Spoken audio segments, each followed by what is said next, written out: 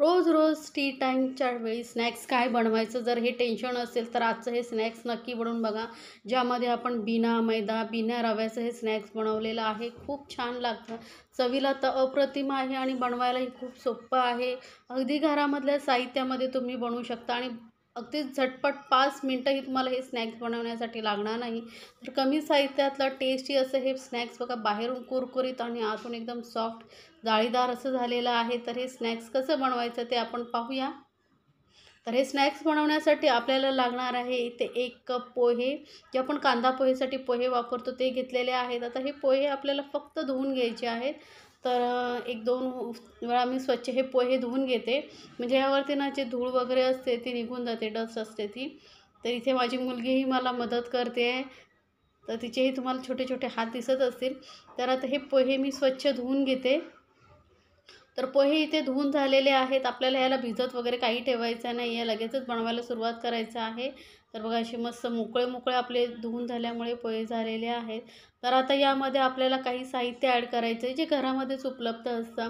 तर इथे मी घेतलेले आहे 2 उकडलेले बटाटे स्मॅश करून घेतलेले आहेत, कुस्करून घ्या. त्यानंतर एक छोटा साईजचा कांदा घेतलेला आहे बारीक चिरून, आणि सिमला मिरची आणि गाजर घेतलेलं आहे. थोडं गाजर आणि थोडं सिमला मिरची किसून घेतलेले आहे. थोडीशी वरून घालूया कोथिंबीर आणि थोडेसे चिली फ्लेक्स मी इथे वापरते आहे. तर अर्धा चमचा एवढे चिली फ्लेक्स घेतलेले आहेत. नसतील तर तुम्ही इथे लाल मिरची पावडर वापरली तरी चालेल. अर्धा चमचा काळी मिरी पावडर घेतलेली आहे. मग तुम्हाला काळी मिरी आणि हे चिली फ्लेक्स नसतील घालायचे तर हिरव्या मिरचीचं प्रमाणही तुम्ही वाढवू शकता. थोडीशी हळद घातलेली आहे आणि सोबतच इथे एक हिरवी मिरची मी बारीक चिरून घेतलेली आहे. तर मुलांसाठी बनवत असाल तर हिरवी मिरची न वापरता फक्त मग लाल मिरची पावडरच इथे वापरला तरी चालेल.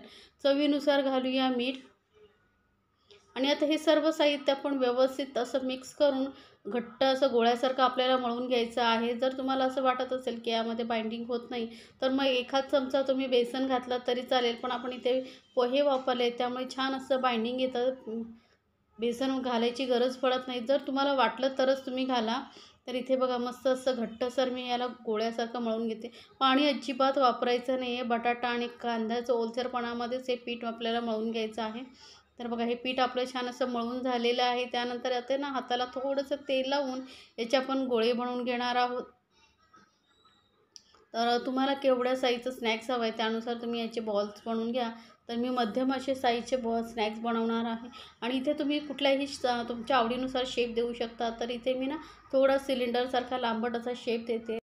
याला तुम्ही बॉलसारखं गोल बनवू शकता, पॅटीसारखं चपटंही बनवू शकता. पण हे असं स्नॅक्स बनवलं तर दिसायला खूप सुंदर दिसतं, त्यामुळे मी या पद्धतीने याचा सिलेंडरिक शेप देते आहे. आता तेलही गरम झालेलं आहे. गरम गरम तेलामध्ये आपण हे तळून घेणार आहोत. तेल चांगलं गरम झालं पाहिजे.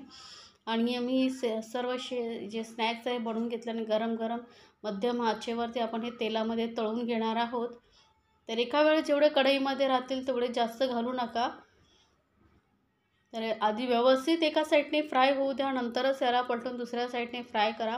तर मी दाखवलेल्या रेसिपी जर तुम्हाला आवडत असतील तर चॅनलला लाईक्स, कमेंट्स आणि सबस्क्राईब करायला विसरू नका.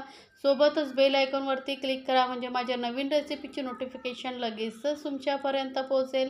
तर बघा एका साईडने व्यवस्थित फ्राय करून आपण पलटून सर्व बाजूने व्यवस्थित फ्राय करून घ्यायचे आणि मध्यम गॅसवरतीच फ्राय करा, म्हणजे काय होईल माहिती आहे, आतपर्यंत व्यवस्थित हे फ्राय होईल आणि बाहेरून एकदम कुरकुरीत होईल. जर तुम्ही गॅस फास्ट ठेवला तर मग बाहेरूनच फ्राय होईल आणि आतून कच्चं राहील, जे खाण्यासाठी चांगलं लागणार नाही. तर या पद्धतीने मी जे स्नॅक्स आहे आपण फ्राय करून घेतो आहे बघा. तर सर्व स्नॅक जे आहे मी फ्राय करून घेते आणि कुठल्याही सॉसबरोबर किंवा चटणीबरोबर तुम्ही हे खाऊ शकता. अप्रतिम लागतात चवीला. तर तुम्हाला ही रेसिपी कशी वाटली मला कमेंट्समध्ये सांगायला विसरू नका. आणि रेसिपी आवडली तर चॅनलला लाईक्स, कमेंट्स आणि सबस्क्राईबही करायला विसरू नका. सोबतच बेल आयकॉनवरती क्लिक करा आणि रेसिपी तुमच्या फ्रेंड सर्कलमध्येही शेअर करा, म्हणजे त्यांनाही पाहता येईल. आणि तुम्हाला कुठली रेसिपी पाहायला आवडेल तेही मला कमेंट्समध्ये जरूर सांगा, तर मी बनवून दाखवेन. तर बघू शकता तुम्ही बाहेरून कुरकुरीत आणि आतून मस्त असं सॉफ्ट असं आपलं हे स्नॅक्स झालेलं आहे तयार.